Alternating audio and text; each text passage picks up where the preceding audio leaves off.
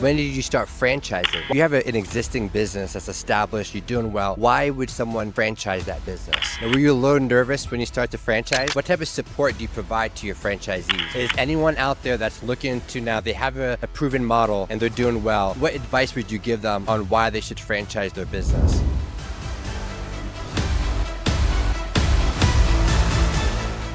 You want to introduce yourself? What's your name and what's your brand? Yeah, my name is Chris Peña and we own Body20. Well, we use a medical device. It's an FDA-cleared medical device to send the same signal your brain sends to your muscles to tell them to move. So in essence, we can compress the amount of time that it takes for you to work out into 20 minutes. Amazing. And when did you start the business? My wife started Body20 in 2017. Wow. And when did you start franchising? We started franchising in 2018, but very quickly realized we were not franchisors. Stopped franchising after 7 units, built the company until 2021, and then like September of 21 started franchising again. Amazing. And why should someone consider, if you have an existing business that's established, you're doing well, why would someone franchise that business? I think there's only 2 reasons to franchise, right? Number 1 is you have a product or a service that is unique. You need to get it to market quickly. And number 2 is you don't know how to grow it on your own, right? I think the dangerous part is a lot of people franchise because of number 2 without looking into franchising. And it's candidly significantly harder than doing it on your own. So you have to have something that's unique and there's a reason to get to market fast. Yeah. And how many locations do you guys currently have? We are just under 100 open and have a little over 300 sold. Wow, congrats. That's amazing. That's a very big accomplishment. What was your secret to really scaling the business and getting that type of traction? Good unit economics. I mean, when we started franchising the first time, we trusted somebody who said they knew how to franchise. We were wrong.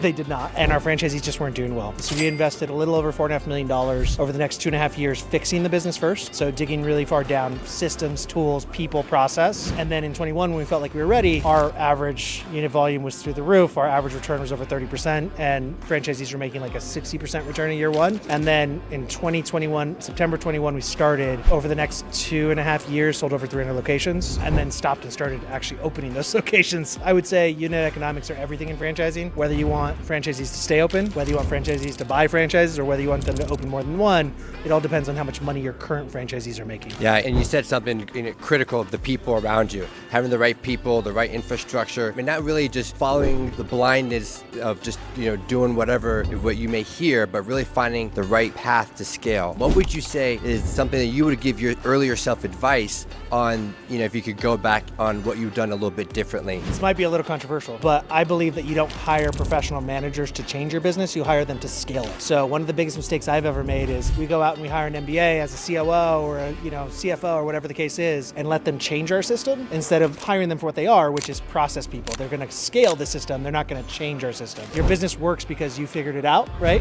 What you want to do is find people who can help you make that bigger and help more than just 10 people, right? You want to get to that 100, 200 level range. It requires systems and tools. That's what professional managers are for. They are not to fix your business. I love that. And were you a little nervous when you start to franchise? Of course, yeah. Well, I would say first we were really excited. Yeah. And then we were really nervous, and then we were like, oh my God, what did we do? This is the biggest mistake we've ever made. And then when we really started to dig into our franchisees, get to know them, and not just somebody who bought a franchise who you know for that reason, but genuinely, why are they here? What do they want? I like to say you fall in love with the fact that you're helping them. What type of support do you provide to your franchisees? Most franchisors provide top-line support. We believe in providing full-service support. So all the way from how do I generate a lead, all the way down to how do I make sure that I'm maximizing net income. So we support all the way through. Yeah, and what would you say your goals in the future? What are you looking to accomplish? Where do you see the business in the next 3 to 4 to 5 years perhaps? So we've stopped selling new franchises, or stopped actively selling new franchises. We still have people who reach out. We have a growing brand, so of course we're going to have leads, but I literally don't even have a franchise sales team right now. I do most of those myself, just so that we can focus on our existing franchisees. We have enough franchisees sold to be well over 300 locations, and that's our goal. So we want to have all of our franchises actually open. When we started franchising the second time, when we actually knew what we didn't know the first time, my goal has always been, we'd like to have 500 locations, but with an average of 100 franchisees, right? So each franchisee owns 5, right? Or that's the average. Some will own 10, some will own 1, but that shows a really healthy system. When franchisees open more and more locations, it means that they're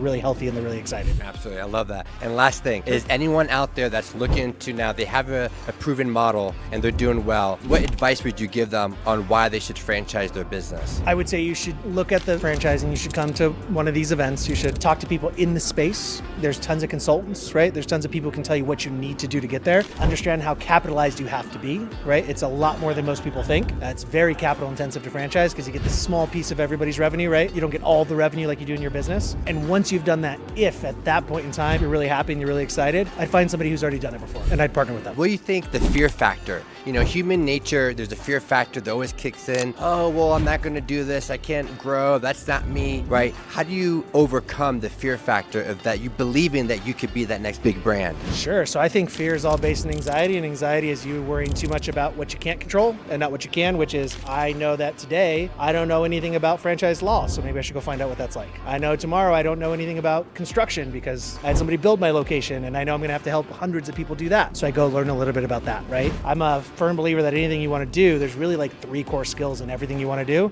to be able to become proficient at that. And then you hire around those skills. So as long as you know enough to be dangerous, you can hire somebody who's great at construction. You can hire somebody who's great at financials, but you can't hire somebody if you know nothing, right? So just take the next step, learn the next thing that you don't know, and you'll get rid of the fear. I love that, man. Thanks again, man. Yeah, Appreciate thank you. you. Yeah, Of that course. was real good.